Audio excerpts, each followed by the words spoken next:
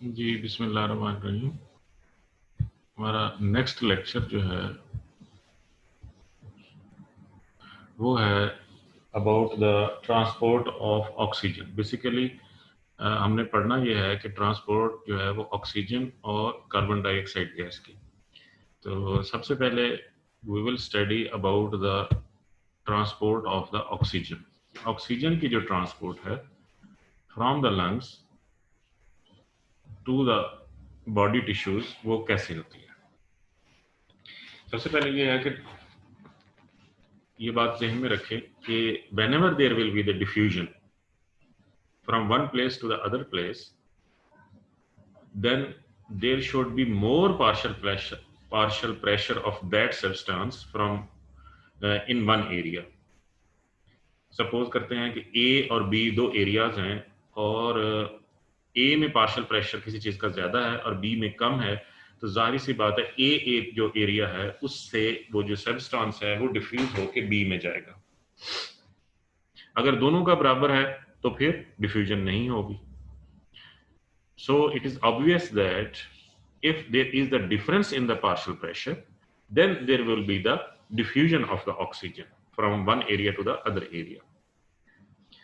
So transport of oxygen from the lungs and then from the lungs to the body tissues, ये same principle जो है वो apply होता है। अब ऑक्सीजन की जो डिफ्यूजन है वो एल्व्यूलाई से पल्मोनरी ब्लड कैपिलरीज में जाएगी। अब पल्मोनरी जो कैपिलरीज हैं उनमें पार्शियल प्रेशर ऑफ ऑक्सीजन जो है वो कम होता है और एल्वुलाई में जब हम इनहेल करते हैं ऑक्सीजन तो PO2 जो है वो ज्यादा होता है। So there is increased partial pressure of oxygen in the alveoli as compare to the pulmonary capillary blood. Then therefore there will be the transfer of oxygen from alveoli to the pulmonary capillary blood.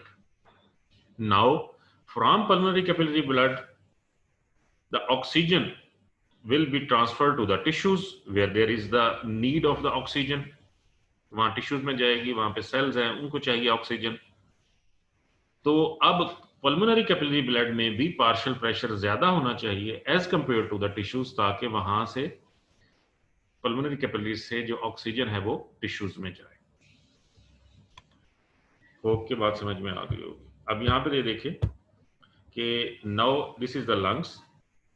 Lungs से alveoli से जो oxygen है वो diffuse होके pulmonary circulation में आ गई। Pulmonary circulation में oxygen आएगी तो ये हीमोग्लोबिन के साथ मिलके ऑक्सी हीमोग्लोबिन बनाएगी और फिर ये टिश्यूज तक चली जाएगी। अब होता क्या है, थोड़ा सा इस डायग्राम को देखें। ये है पल्मोनरी कैपिलरी और इसके अंदर ये ब्लड और ये है एल्वुलाई। अब एल्वुलाई में partial pressure of oxygen is 100 और मोर प्रिसाइजली हम कह सकते हैं कि 104 मिलीमीटर ऑफ Hg। तो सबसे पहले यहां से शुरू हो तो यहाँ पे जो पार्शियल प्रेशर है पल्मोनरी कैपिलरी का जो आर्टीरियल एंड है, यानी बेसिकली यहाँ पे डीऑक्सीजनेटेड ब्लड होता है ना, पल्मोनरी आर्टरी में डीऑक्सीजनेटेड ब्लड होता है। यहाँ पे PO2 है 40। जैसे जैसे ये कैपिलरीज की तरफ बढ़नी शुरू हो जाती है, आर्टरी आगे कैपिलरीज की तरफ जाना शुरू हो जाती हैं और फिर कैपिलरीज, फिर वेन्यूल्स और फिर वेन्स, यानी पल्मोनरी वेन बन जाती है यहाँ तक। तो जैसे जैसे ये प्रोसेस चलता जा रहा होता है, यहाँ से ऑक्सीजन जो है वो ड्यू टू हाई PO2 ये पल्मोनरी कैपिलरीज में डिफ्यूज होती जाती है, हत्ता कि जब वीनस एंड आ जाता है यानी पल्मोनरी वेन जब स्टार्ट होती है तो वहां पे PO2 104 हो चुका होता है डिफ्यूजन के नतीजे में। And you can easily understand from this diagram and from this graph that this is the basically you can say that this is the arterial end and then when it becomes 104 this is the venous end. अब 104 से अब जितनी मर्जी diffusion हो जाए ये saturation point है। अब इससे ज्यादा और जो है PO2 उसकी सैचुरेशन इंक्रीज नहीं होती। अब पार्शियल प्रेशर जितना बढ़ जाए यहाँ से और ज्यादा सैचुरेशन, ये एक सैचुरेशन पॉइंट है, इससे ज्यादा सैचुरेशन नहीं होती। ये है सारी सिचुएशन। अच्छा जी, अब इसमें ये हमने देखना है कि व्हेनेवर, अब हम देखना है कि ड्यूरिंग द रेस्टिंग पोजीशन क्या सिचुएशन है और ड्यूरिंग द एक्सरसाइज क्या पोजीशन है। uptake of oxygen through the pulmonary blood during the exercise increases. जब कभी एक्सरसाइज होगी, कोई भी पर्सन एक्सरसाइज करेगा, तो मेनली दो चीजें उसमें काम करती हैं। एक तो ये होता है कि जो कैपिलरीज की जो नंबर है, जो डिफ्यूजन में डिफ्यूजन के प्रोसेस में टेक पार्ट कर रही होती हैं, वो बढ़ जाता है। यानी पहले सपोज कि एक पर्सन बैठा हुआ है, उसके अंदर 100 कैपिलरीज है। जब वो बैठा हुआ है तो तकरीबन उसकी, हम कह लें कि चलें जी, आधी कैपिलरीज जो है वो गैसियस एक्सचेंज में इन्वॉल्व है, बाकी 50 जो है वो गैसियस एक्सचेंज में इन्वॉल्व नहीं है, यानी ऑक्सीजन की ट्रांसपोर्ट में इन्वॉल्व नहीं है। अब जब वो एक्सरसाइज शुरू करता है तो फिर क्या होता है कि उसकी 100 की 100 या 90 कैपिलरीज, 95 कैपिलरीज जो है वो गैसियस यानी ऑक्सीजन की अपटेक में इन्वॉल्व हो जाती है। एक तो फैक्टर ये है कि number of capillaries that are involved in the process of diffusion increased. Number 2 ये होता है कि एल्वुलाई इटसेल्फ वो भी डायलेट हो जाते हैं और कैपिलरीज भी डायलेट हो जाती हैं, जिसकी वजह से फिर जो है अपटेक ऑक्सीजन का थ्रू द पल्मोनरी ब्लड वो इंक्रीज हो जाता है। तो ये है मेन दो फैक्टर्स।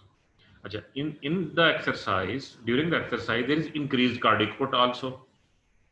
तो अब जो ब्लड है पल्मोनरी कैपिलरीज में, पहले जो यहाँ पे जो ब्लड था वो ज्यादा देर के लिए रुक रहा था यहाँ पे, अब जो ब्लड है वो तेजी से, क्योंकि कार्डिक आउटपुट इंक्रीज हुई है, तो ब्लड का जो कांटेक्ट है एल्वुलाई में ऑक्सीजन के साथ वो भी डिक्रीज हो जाता है, आधा हो जाता है। कि जितने टाइम के लिए नॉर्मली ब्लड का कांटेक्ट था, मैं जैसे पिछले लेक्चर में हमने देखा वो डायग्राम थी, एक बैलून टाइप एल्वुलाई, उसके अंदर सारे पल्मोनरी सर्कुलेशन है, वहां से चूंकि ब्लड फ्लो कर रहा है, तो ड्यूरिंग एक्सरसाइज ये जो ब्लड फ्लो है इसका जो कांटेक्ट टाइम है विद द एल्वुलाई, जहां से अपटेक ऑफ ऑक्सीजन होनी है, वो कम हो जाता है, वो आधा रह जाता है ड्यूरिंग द एक्सरसाइज। अब उसमें क्या होता है कि इसमें अब ऑक्सीजन की जो ट्रांसपोर्ट वो तो होनी है, चाहे एक्सरसाइज है, तो फिर diffusion capacity of the oxygen जो है वो 3 गुना बढ़ जाती है, जो दो फैक्टर मैंने बताए हैं उनकी वजह से। नंबर 1 कि कैपिलरीज जो पार्टिसिपेट कर रही हैं वो इंक्रीज हो जाती हैं, number 2 dilatation of the alveoli या और कैपिलरीज भी हो जाता है, और नंबर 3 एक तीसरा भी है कि उसमें आइडियल वेंटिलेशन परफ्यूजन रेशियो हो जाती है लंग्स में। वेंटिलेशन परफ्यूजन यानी कि वेंटिलेशन और वेंटिलेट हो रहा, एल्वुलाई ऑक्सीजन आ रही है और परफ्यूज फिर आगे ब्लड में जा रही है। तो ये कुछ फैक्टर्स हैं ड्यूरिंग द एक्सरसाइज जिसकी वजह से ये ऑक्सीजन की जो है diffusion in the pulmonary blood जो है वो इंक्रीज हो जाती है as compare to the non exercising conditions. कि नॉन एक्सरसाइज कंडीशन में जो ब्लड है वो ज़्यादा देर के लिए रहता है, और एक्सरसाइज कंडीशन में जो ब्लड तेजी से वहां से मूव करता है, यानी 3 गुना ज़्यादा जो है ब्लड वो उसमें रहता है। अब transport of oxygen in the arterial blood जो है वो ये है कि तकरीबन 98% ऑफ द ब्लड जो है वो लंग्स में, 98% ऑफ द जो ब्लड है वो लेफ्ट एट्रियम में लंग्स में आता है। तो वो जाहिर सी बात है कि उसका जो पार्शियल प्रेशर है वो 104 मिलीमीटर ऑफ एचजी होगा, क्योंकि एल्वुलाई में 104 मिलीमीटर ऑफ एचजी है, वो डिफ्यूज हो गया कैपिलरीज में, तो जो एंड हो गया पल्मोनरी वेन का जो एंड है उसमें भी 104 मिलीमीटर ऑफ एचजी होगा ब्लड जो है, ऑक्सीजन जो है। तो यही जो पल्मोनरी वेन के जरिए जो ब्लड है ये अब आएगा लेफ्ट एट्रियम में। तो अब लेफ्ट एट्रियम में जो भी ब्लड आ रहा है उसकी सैचुरेशन है 104 मिलीमीटर ऑफ एचजी। तो ये तकरीबन जो हमारे लंग्स से 98% ऑफ द जो ब्लड है वो आ जाता है लेफ्ट एट्रियम में, लेकिन 2% जो है वो ब्लड जो है वो रह जाता है लंग्स के टिश्यूज में, डीप लंग्स के टिश्यू में, ब्रोंकियल सर्कुलेशन में। ये इटसेल्फ जो लंग की जो सप्लाई है उसके लिए होता है, और ये जो है एल्वुलाई के थ्रू एक्सपोज नहीं होता ऑक्सीजन को। तो अब ये 2% होता है, इस ब्लड को हम कहते हैं this is called as shunt flow. Shunt flow, shunt flow. अब ये जो ब्लड है ये भी सर्कुलेट होके इसमें जो है PO2 वो होती है ओनली 40, जो कि पल्मोनरी आर्टीरियल एंड वाली है PO2। अब एक टाइम इसने भी आना है उस ब्लड के साथ, इसने हमेशा तो वहीं पे तो नहीं, पूल तो नहीं हो जाना ना लंग्स के टिश्यू में, इसने भी सर्कुलेट करना है। जैसे जैसे टाइम गुजरेगा ये भी सर्कुलेट करेगा।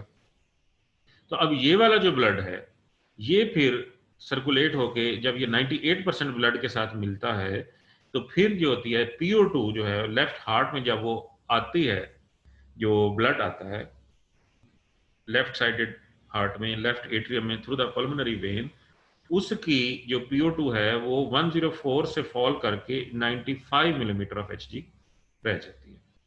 आइडियली तो 104 आ रही है वहां से, लेकिन जो 2% ब्लड है 40 मिलीमीटर ऑफ Hg वाला वो भी उसमें मिक्स हो गया, तो PO2 जो है राइट एट्रियम में जो सॉरी लेफ्ट एट्रियम में जो ब्लड है उसमें PO2 वो 95 मिलीमीटर ऑफ Hg रह जाती है।